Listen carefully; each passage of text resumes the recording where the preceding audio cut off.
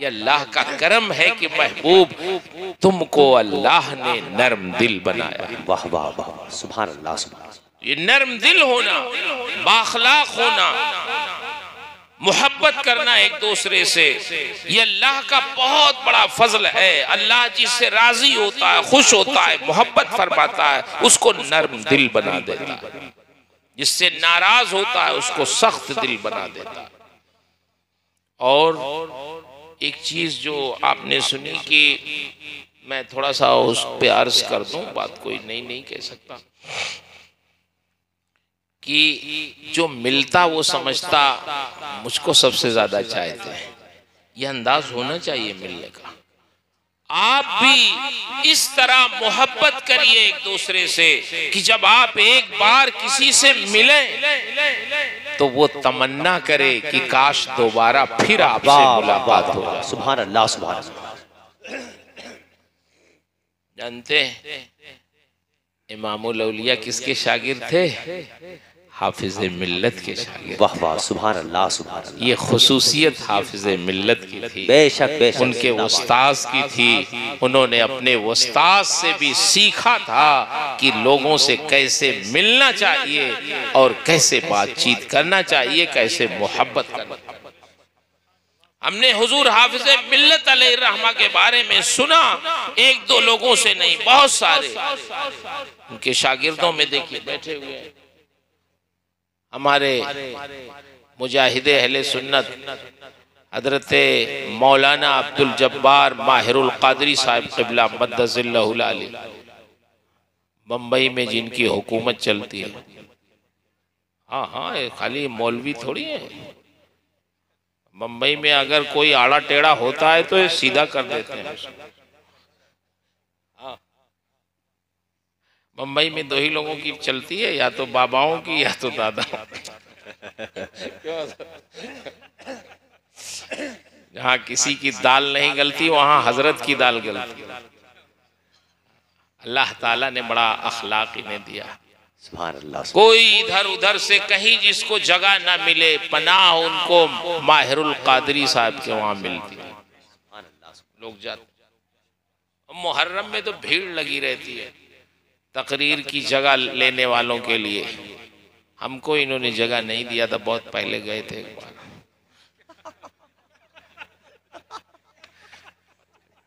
लेकिन चाय वो पिलाई थी। गुज़िश्ता साल हजरत के ने बहुत बड़ा जलसा किया था, मैं हाजिर हुआ था। अल्लाह ताला इनके साए आतिफत को दराज फरमाए। थोड़ा सा हम लोग छोटे हैं बहुत, लेकिन कुछ इस तरह की का आपको खुश करने के लिए कर। अल्लाह ने बड़ी सलाहियत अता फरमाई, बहुत बाखलाक शख्सियत। आप मिलिए। मैं अर्ज कर रहा था हुजूर हाफिज मिल्लत के शागिर्द थे और हुजूर हाफिज मिल्लत ने भी ये अखलाक अपने नबी से सीखा। वाह वाह वाह वाह, सुभान अल्लाह सुभान अल्लाह। ये मिलना इस तरह की लोग समझे हम ही को सबसे मानते हैं, हम ही को सबसे ज्यादा मानते हैं।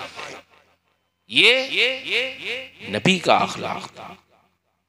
बल्कि मैंने हदीस शरीफ में पढ़ा कि एक सहाबी हैं हजरत सैयदना अम्र बिन आस रज़ियल्लाहु ताला बिलाशुबहा सहाबी रसूल है, मकाम बहुत बुलंद है, लेकिन सहाबा में भी दर्जात हैं। कहाँ हजरत अम्र बिन आस और कहाँ हजरत सैयदना अबू बकर सिद्दीक। फर्क तो बहुत है मरातिब। हजरत अबू बकर सिद्दीक रज़ियल्लाहु ताला अन्हु का मकाम यह है कि अफजलुल बशर बादल अंबियाए बित्तहकीक, अंबिया के बाद इंसानों में सबसे अफजल हजरत सैयदना अबू बकर सिद्दीक। वाह सुभान अल्लाह सुभान अल्लाह। ये शान। और सरकार ने यहां तक इरशाद फरमाया उनके बारे में कि मेरे ऊपर, सरकार फरमाते हैं, मेरे ऊपर जितने लोगों के एहसानात थे मैंने सबका बदला चुका दिया, सिवाय अबू बकर के कि मैं उनके एहसानात का बदला नहीं। अल्लाहु अकबर अल्लाहु अकबर। ये सरकार की नवाजिश थी, फरमाया उन्होंने। ये शान हजरत सैयदना अबू बकर सिद्दीक की। सरकार भी कितना उनको चाहते थे और वो भी सरकार को कितना चाहते थे। हजरत अम्र बिन आस कहते हैं कि सरकार ऐसी मोहब्बत फरमाते थे हम लोगों से कि मेरे साथ उनकी ऐसी इनायतें थीं कि मेरे दिल में ये ख्याल पैदा होने लगा कि सरकार मुझको तो सबसे ज्यादा चाहे।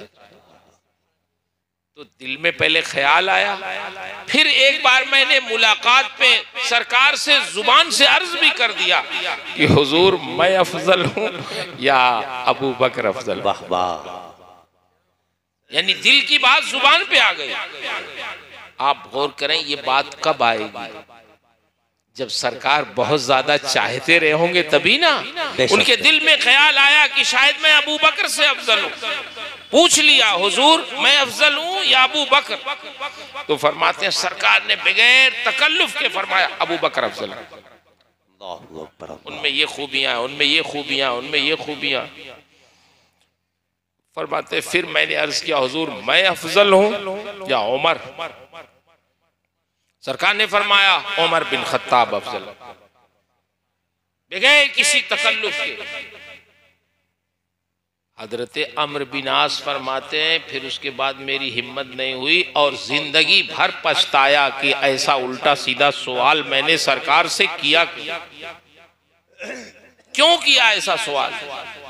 ये भी कोई पूछने की बात थी कि अबू बकर अफजल हैं या अम्र बिन आस अफजल, उमर बिन खत्ताब अफजल हैं या अम्र बिन आस अफजल है। लेकिन मैं ये आपसे कह रहा हूं ये दाइया सिर्फ इसलिए पैदा हुआ कि सरकार अपने हर सहाबी से इस तरह मिलते थे कि हर सहाबी ये समझते थे कि रसूलुल्लाह हमें सबसे ज्यादा मानते हैं, चाहते हैं। ये पैगंबर का सुभान अल्लाह, सुभान अल्लाह। सरकार ने कोई मलामत नहीं किया उनको। समझ गए कि मेरी नवाजिशात ऐसी है इनके साथ कि सवाल करने पे उन नवाजिशों ने मजबूर कर। तो ये नबी का अखलाक है। हुजूर हाफिज मिल्लत अलैहिर्रहमा का ये अखलाक था और इमामुल औलिया का अखलाक था। और अल्लाह का शुक्र है अल्लाह और अखलाकमंद बनाए हमारे पीर तरीक़त सज्जादा नशीन हज़रत सैयद ग़ुलाम रसूल साहब क़िबला मद्दज़िल्लहुल आली को भी अल्लाह ने बहुत बाअखलाक बनाया। आमीन अल्लाहुम्मा आमीन। मैं इनके सामने नहीं कहना चाहता कहीं इस पे ना हो जाए कि मौलाना साहब बड़ी तारीफ कर रहे हैं। कभी कभी कहना भी ज़रूरी है। ये कोई खुश करने की बात नहीं है, कभी कभी हकीकत बयान भी की जाती है ताकि आप लोग भी ये समझें कि हमारे पीर या हमारे पीरजादे अगर इतने बाअखलाक हैं तो हम लोगों को भी बाअखलाक हो जाना चाहिए। अगर हमारे अखलाक में कोई कमी है तो हमें अपने पीर को देखना चाहिए कि शरीयत पर कितना अमल करते हैं, कितना बाअखलाक हैं, कितने खैर खां हैं। वो सारी खैर खाहियां भी हमारे अंदर इकट्ठा होनी चाहिए। बोलिए। इसलिए हर मुरीद को अपने पीर का मजहर होना चाहिए। जैसे कल जो है कहाँ आज मैं अपने मदरसे में एक छोटा सा मदरसा बच्चियों का वहाँ गया था, तो एक मौलाना साहब आए अपने बच्चे को लेके। तो ये टोपी जो है ना, ये टोपी लगा के उनका बच्चा आया।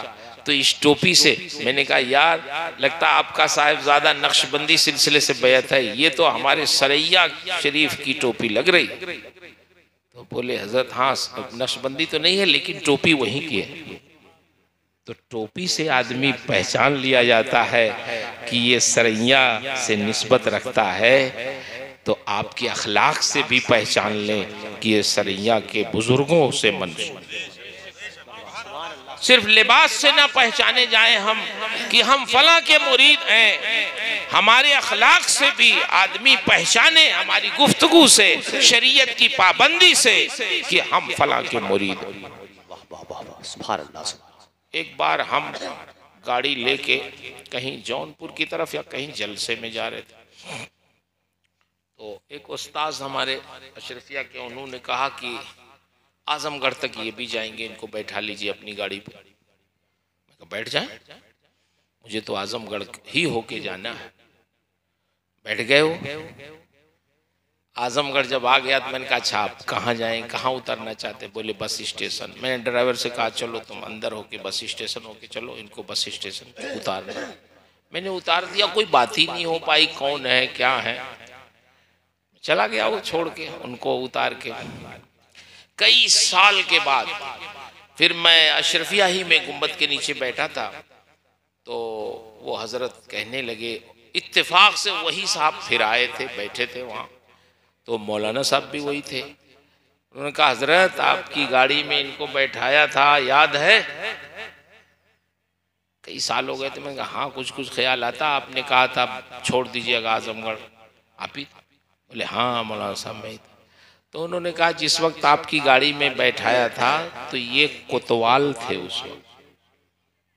तो मैंने कहा कुछ पहने होने तो नहीं, तो मैं तो जान नहीं पाया कि ये कोतवाल साहब है। मैंने कहा भाई बैठ जाइए। इन्होंने जा कहा, मैंने उतार दिया। कहा अब ये रिटायर हो गए, गोरखपुर के रहने वाले रिटायर हो गए, मिलने आए।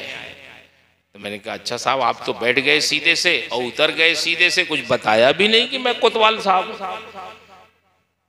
तो उन्होंने जो बात बताई बड़ी अच्छी लगी, इसलिए मैं आपसे कह रहा हूं।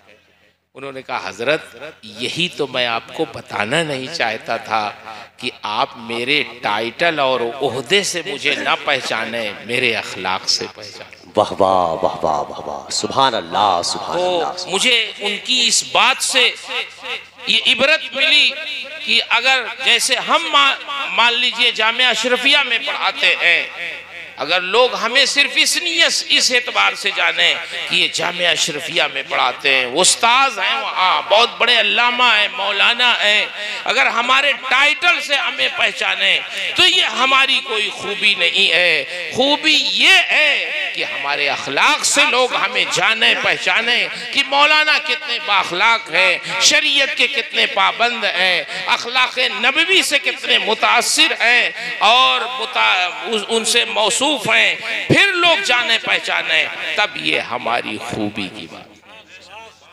अगर हमारे लिबास से कोई समझता है हमें, हमारे टाइटल से कोई हमें पहचानता है, तो ये असल खूबी नहीं है। असल खूबी ये है जब वो टाइटल खत्म हो जाएगा फिर आपकी क्या हैसियत होगी। टाइटल से नहीं, अपने अखलाक से पहचाने जाएं, फिर आदमी का एक कमाल है और उसका हुस्न है। इसलिए हमें अपने अखलाक को किरदार से पहचाना जाना चाहिए। बेशक, बेशक। और ये जो हमारे बुजुर्गाने दीन है ना, ये देखिए मैं आपसे एक बात अर्ज कर दूं, शायद आप मुत्तफिक ना हो लेकिन कोशिश करें मुत्तफिक होने की। पीर में आप करामत तलाश मत किया करें। वाह वाह वाह वाह वाह वाह वाह। नहीं, पीर में करामत नहीं तलाश की जाती, पीर में इस्तिकामत तलाश की। वाह वाह वाह वाह। हाँ हाँ। हमारा पीर शरीयत का कितना पाबंद है, हमारा पीर अखलाक नबवी से कितना मौसूफ है, हमारा पीर उसकी सीरत, उसके अखलाक कैसे है, उनकी आदात शरीयत के मुताबिक है कि नहीं है। अगर शरीयत के मुताबिक है तो समझ जाओ वाकई पीर पीर है। और अगर वो हवा में भी उड़े और शरीयत के खिलाफ काम करे तो उसको हम करामत नहीं कहते। करामत से ऊपर की चीज है अल इस्तिकामत व फौकल करामा।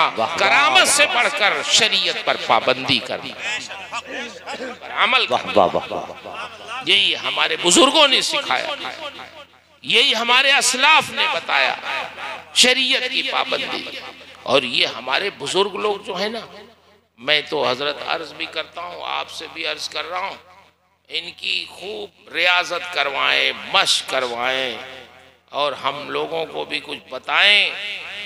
ये देखो मदरसा होता है ना, मदरसा क्या बात,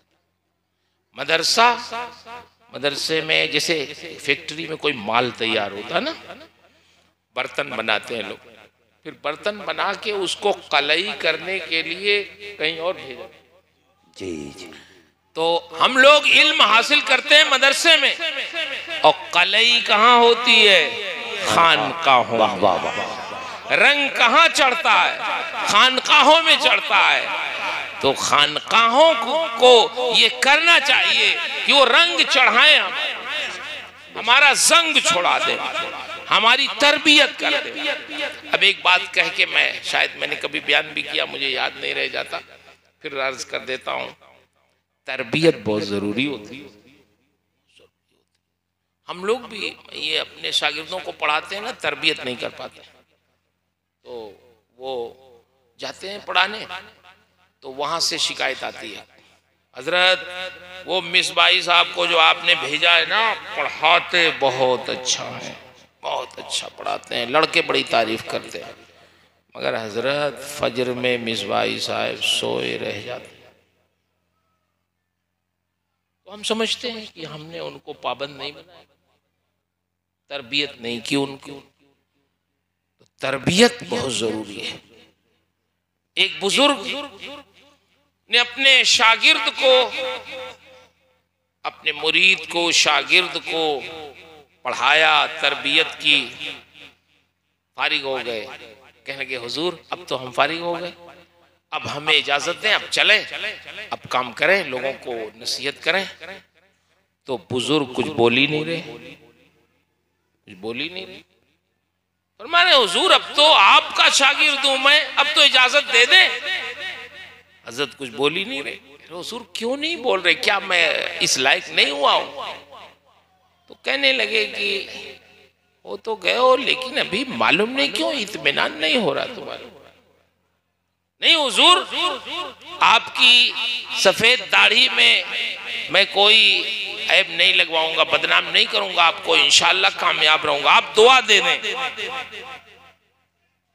हजरत ने फरमाया कि ठीक है जाओ, जब जाना चाहते हो जाओ, खुशी से नहीं कहा, जाना चाहते हो जाओ भाई। जाने लगे तो कहने लगे हुजूर अब कोई नसीहत फरमा दीजिए। तो आपने फरमाया कोई लंबी चौड़ी तो नसीहत नहीं करने का वक्त है, जाओ एक काम करना, ईसार से काम लेना। ईसार से काम, ईसार का मतलब समझते हैं, थोड़ा लफ्ज बड़ा गाढ़ा है। ईसार का मतलब यह है किसी नेक काम में अपने ऊपर अपने भाई को तरजीह देना। वाह वाह वाह। जहां कोई नेकी का मसला आ जाए, सवाब हासिल करने की बात आ जाए, तो अपने ऊपर अपने भाई को तरजीह देना। बस यही नसीहत है। जाओ, बस 5 मिनट और रह गए। अब वो गए, लड़का गया शागिर्द, और जामे मस्जिद में वो वाज कहने लगा, और वो इतनी शानदार तकरीर की, पूरा शहर उमड़ पड़ा उनकी तकरीर में, वाहवाही होने लगी।